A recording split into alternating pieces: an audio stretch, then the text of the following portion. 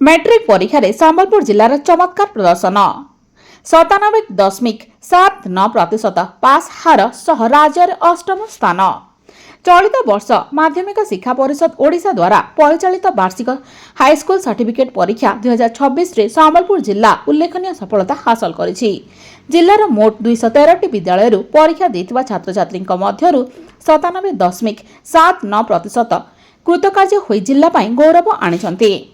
प्रकाशित परिसंख्यान अनुसार संबलपुर जिले में मोट 11,570 जन छात्र छात्री परीक्षा पर फॉर्म पूरण करथिबा बेले सेमानक मध्यरु 107 जन अनुपस्थित थिले। समुदाय 11,210 जन परीक्षार्थी पास करिसंति, जेउथिरे 5,521 जन छात्र एवं 5,699 जन छात्री रहिसंति।